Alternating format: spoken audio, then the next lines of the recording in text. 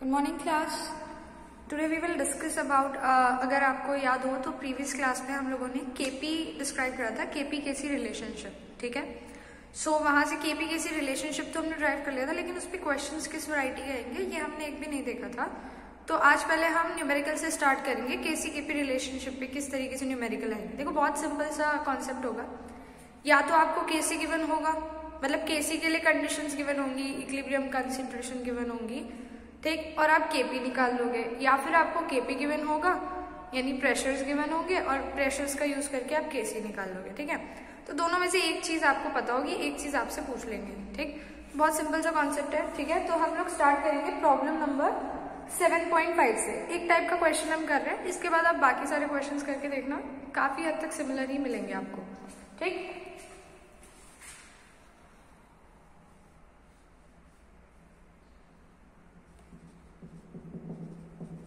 Problem number 7.5। ठीक, question क्या है? Question is for the equilibrium concentration हमको गिवन है 2NOCl which is gas, equilibrium 2NO which is also gas plus Cl2 which is also gas। ठीक, this is given to us. ठीक, हमसे क्या कह रहे हैं? The value of the KC is 3.75 into 10 की पावर -6। ठीक, केसी हमको गिवन है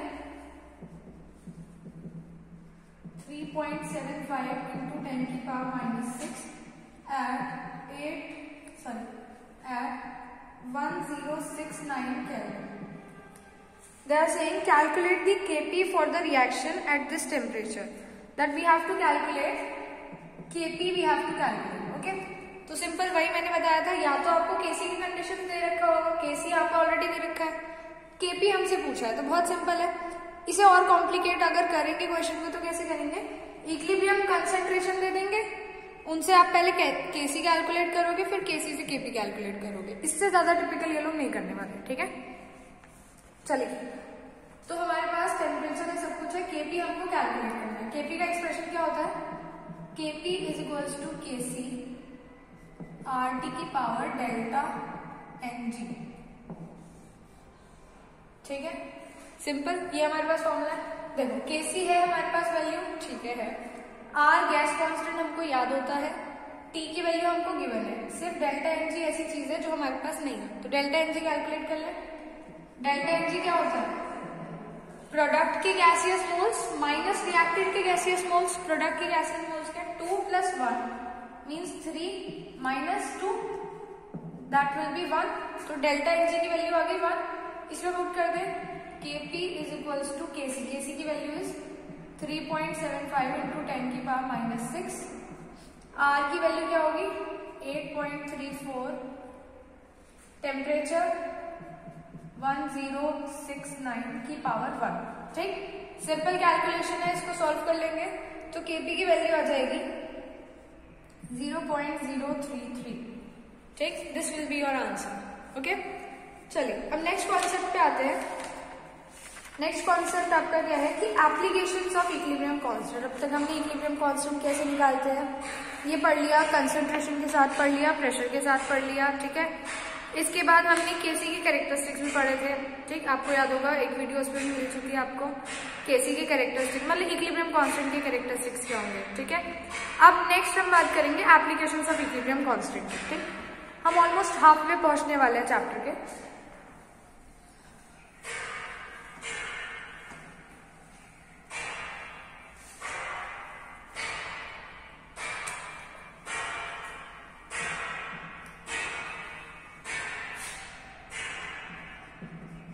एप्लीकेशंस ऑफ इक्विलिब्रियम कांस्टेंट यानी कि केसी या फिर केपी की बात करें। ठीक है, तो अगर हमारे को केसी की वैल्यू पता है या फिर केपी की वैल्यू पता है तो उससे हम काफी सारी चीजें प्रिडिक्ट कर सकते हैं। उनमें first of all what we can predict, first thing predicting the extent of a reaction। Second, predicting direction in which the net reaction is taking place.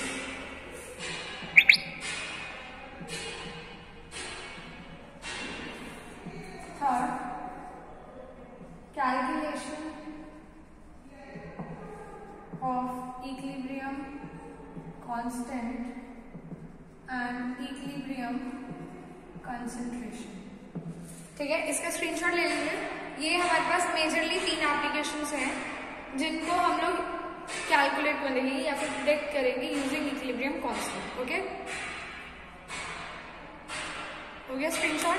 चलो आगे बढ़े। अब सबसे पहले बात करते हैं फर्स्ट एप्लीकेशन के, that is predicting the extent of reaction. ठीक है, अब किसी भी रिएक्शन के मतलब कितना रिएक्शन कंप्लीट हो चुका है ये हम प्रेडिक्ट कर सकते हैं यूजिंग इक्विलिब्रियम कांस्टेंट। ठीक है, तो बेसिक आइडिया यहाँ पर क्या है कि जो मैग्नीट्यूड है इक्विलिब्रियम कांस्टेंट का वो हमें ये बताएगा कि हम रिएक्शन में कहाँ तक प्रोसीड कर चुके हैं। ठीक है, अगर आपकी वैल्यू 10 की पावर -3 से ज्यादा स्मॉल है, ठीक है, 10 की पावर -3 से स्मॉल है मतलब बहुत ज्यादा स्मॉल है। ठीक, यहाँ पे 3 केसेस हो सकते हैं। एक वैल्यू आपकी 10 की पावर -3 से बहुत ज्यादा स्मॉल हो, एक वैल्यू आपकी 10 की पावर 3 से बड़ी हो। ठीक है, तो ये हो गया वेरी लार्ज वैल्यू।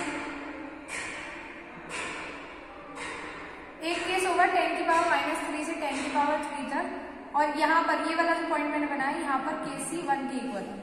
ठीक है, चलिए अब बात करें यहाँ पर। अब यहाँ पर हमारे पास 1 2 3 केसेस हो गए। केस 1 हमारा क्या करता है, वैल्यू जो होगी हमारा केसी क्या होगा, लेस देन 10 की पावर -3। 10 की पावर -3 से भी छोटा होगा। तो इस केस में हमारे साथ क्या होने वाला है कि अभी रिएक्शन जो है हार्डली कंप्लीट हुई है। इसको मतलब क्या शो हो रहा है, केसी की वैल्यू बहुत ज्यादा छोटी है, इसका मतलब रिएक्शन में प्रोडक्ट की कंसंट्रेशन बहुत ज्यादा कम है। ठीक है, और रिएक्टेंट की कंसंट्रेशन बहुत ज्यादा है, क्योंकि केसी में हम क्या लिखते हैं, प्रोडक्ट का कंसंट्रेशन अपॉन रिएक्टेंट का। तो अगर प्रोडक्ट ज्यादा होगा तो केसी ज्यादा होगा, मतलब प्रोडक्ट की कंसंट्रेशन बढ़ेगी तो केसी की कंसंट्रेशन इंक्रीज होगी, और रिएक्टेंट की कंसंट्रेशन इंक्रीज होगी तो केसी की कंसंट्रेशन डिक्रीज होगी। तो यहाँ केसी की कंसंट्रेशन छोटी है, इसका मतलब रिएक्टेंट ज्यादा है और प्रोडक्ट कम है, तो reaction is hardly completed.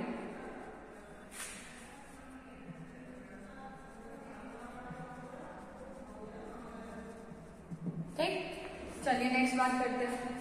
Case second हमारे पास क्या हो जाएगा, इफ केसी जो है आपका ग्रेटर देन 10 की पावर 3 है। सही, उस केस में हमारे पास हम क्या बात करेंगे, नेक्स्ट साइड ही आते हैं, उधर रिफ्लेक्शन पड़ता है। केसी जो है हमारे पास क्या है, ग्रेटर देन 10 की पावर -10 की पावर 3 है, मतलब केसी की वैल्यू बहुत ज्यादा बड़ी है। सही है, तो इसका मतलब रिएक्शन क्या है, ऑलमोस्ट कंप्लीशन की तरफ है, क्योंकि प्रोडक्ट का कंसंट्रेशन ज्यादा होगा, रिएक्टेंट का कंसंट्रेशन कम होगा। तो रिएक्शन ऑलमोस्ट कंप्लीशन की तरफ है। नेक्स्ट केस थर्ड, अगर केसी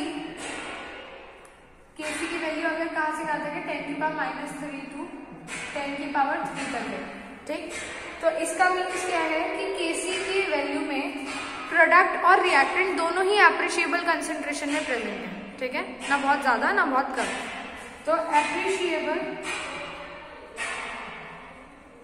concentration of both reactant and product present. अच्छा, एक हमने यहाँ पर केसी इक्वल्स टू 1 भी लिखा है, इसका मतलब क्या है कि दोनों का कंसंट्रेशन क्या हो चुका है, ऑलमोस्ट इक्वल हो चुका है। ठीक, इसका स्क्रीनशॉट ले लो या जल्दी से नोट कर लो, इसको वीडियो पॉज करके नोट कर लिया करो। ठीक, नेक्स्ट आते हैं सेकंड।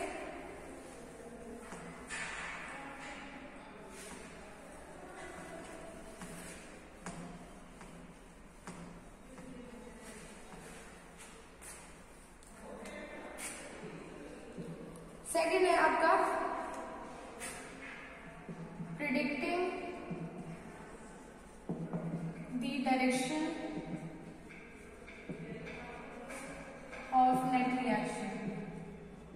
अब यहाँ पर हम एक चीज पढ़ेंगे पहले, क्यूसी। क्यूसी होता है रिएक्शन कोएफिशिएंट।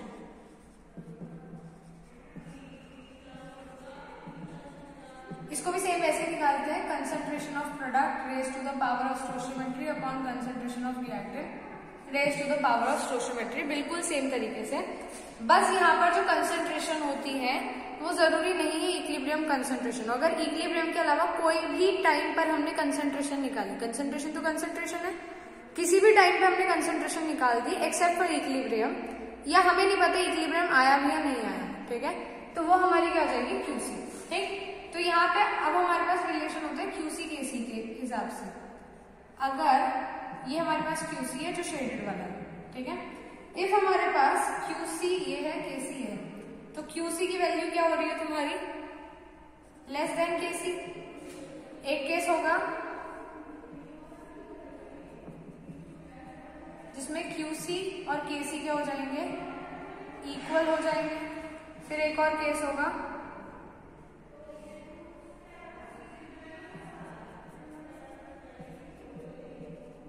जिसमें हमारे पास QC will be greater than KC. ठीक, ये हमारे पास 3 केसेस है। ठीक, तो फर्स्ट केस हमें क्या बताता है, अगर क्यूसी की वैल्यू कम है और केसी की वैल्यू ज्यादा है, इसका मतलब रिएक्शन कहाँ जा रही है, फॉरवर्ड डायरेक्शन। ठीक, लास्ट बात है, अगर क्यूसी की वैल्यू ज्यादा है, केसी की वैल्यू कम है, तो मतलब रिएक्शन कहाँ जा रही है, बैकवर्ड डायरेक्शन। ठीक, अगर दोनों इक्वल है मतलब कि हमारे पास क्या आ चुका है, इक्विलिब्रियम अचीव हो चुका है। ठीक, सही है। तो ये वाले दोनों हमारे पास हमने पढ़ लिए। जो थर्ड वाला एप्लीकेशन था तो मैंने उसका वो एक्सलेट वाला जो न्यूमेरिकल कराया था वो उसके ऊपर बेस्ड है, तो एक और न्यूमेरिकल के थ्रू मैं तुम्हें बाद में समझाऊंगी। ओके, चलिए, have a nice day everyone.